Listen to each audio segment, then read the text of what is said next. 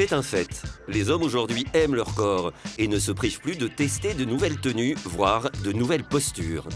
Après Londres et Milan, qui ont brillé par leur absence d'imagination, Paris reprend le flambeau des présentations des collections de mode masculine été 2017.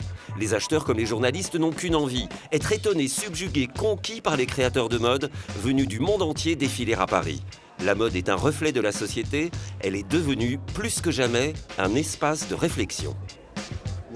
Les conflits ont toujours fait partie de la vie. C'est la façon dont nous les prenons à bras le corps qui nous définit. Les conflits nous permettent parfois de devenir meilleurs. Ils nous inspirent en quelque sorte à devenir meilleurs. Rick Owens développe son travail de la saison passée. Il avait traité le thème de l'extinction. Il passe à celui de l'évolution.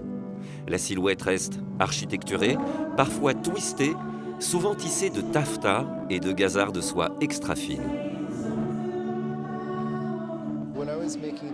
Quand j'ai conçu ces vêtements, j'ai essayé de penser à la cherté du cœur, la cherté de l'esprit. Vous savez, quand les gens me posent des questions stupides comme « Quel est votre accessoire de l'été ?» je réponds toujours « La générosité du cœur ». Il est rare que les designers de mode créent des tenues ex nihilo. Collection après collection, l'œuvre se bâtit et donne naissance à ce fameux ADN de marque. Chez Y Project, Glenn Martins reprend de la saison dernière fentes et ouvertures, tout en introduisant un nouvel élément clé, une pièce typique du vestiaire masculin qu'il modernise. Cette saison, on a beaucoup joué avec des boutons de manchette. On a vraiment pris la collection devenue beaucoup plus sophistiquée, je crois, que la saison dernière. On a vraiment choisi de faire un parti pris plus tailoring, plus smoking. Il y a des petits moments un peu evening wear en plus. Donc il y a beaucoup de choses qui sont repliées avec des boutons de manchette qu'on peut jouer avec, on peut reboutonner, et voilà. Et ça dit s'attribuer, voilà. Tout comme ces nouvelles formes de découpe à la taille des pantalons, ou ces t-shirts réalisés de façon semi-couture. Des fleurs de soie sont enchâssées entre deux tranches de tulle, des pièces pour les hommes, mais aussi pour les femmes. Il y a toujours des filles pendant l'homme en fait, on a toujours 2-3 filles. En tout cas, c'est cool d'avoir, merci, ciao. C'est cool d'avoir la petite copine. Donc voilà, la petite copine du mec qui fait partie du jeu. Mais pourquoi tant de femmes défilent-elles lors des présentations masculines? Parce que c'est bien connu, dans la vie courante, elles n'aiment rien tant que piquer les vêtements de leurs partenaires. Les marques le savent bien et profitent de ce phénomène pour distiller des tenues féminines qui seront mises en vente avant leur lancement officiel. Une sorte de pré-collection pour attiser le désir. Je suis inspiré par les femmes que je connais, comme mon épouse.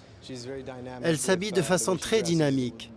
C'est très facile pour moi de voir ce qui l'intéresse quand je l'habille.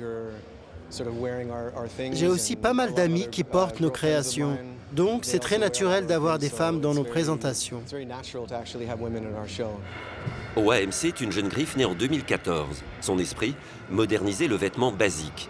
Pour l'été 2017, elle décline le concept d'isolation. De quoi avons-nous besoin en situation d'isolement? Nourriture, abri, vêtements. Nous utilisons d'excellentes matières travaillées avec un très haut niveau technique. Technique à l'ancienne, mais aussi moderne. Chacune de nos inspirations passe à travers ce filtre. L'excellence dans le choix et le travail des matières est le point commun de tous les créateurs présents à Paris.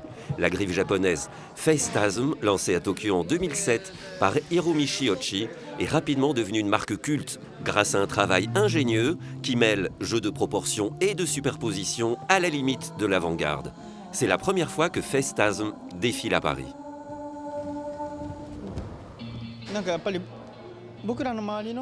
À Tokyo, on peut trouver aussi bien une mode très pointue que du streetwear.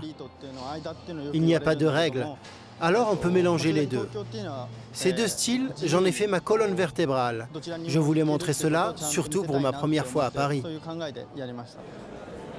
Continuons avec une question absurde. Pourquoi un corbeau ressemble-t-il à un bureau? Cette question sans réponse, posée par la chenille à Alice dans son pays des merveilles, a donné naissance à la collection de Walter van Beirendonck. Dans un monde agressif, il défend des œuvres légères, comme ses plastrons. sont faits par une dame de Bruxelles qui s'appelle Jacqueline. Et elle est une artiste incroyable. Elles sont pour moi des sculptures portables. Mais peut-être ils vont plutôt arriver dans le musée que dans la rue. Mais oui, pour moi, c'est aussi une réflexion sur le vêtement. Pour conclure, Louis Vuitton. Au Palais Royal, la Griffe a concocté une recette musclée et pétillante. Prenez un tiers d'élégance à la française et au savoir-faire ancestral, Vuitton. Ajoutez l'imagination d'un directeur artistique né en Angleterre, Kim Jones. Additionnez son enfance, passez au Kenya et au Botswana et vous obtiendrez le cocktail de l'été prochain à écouter sans aucune modération.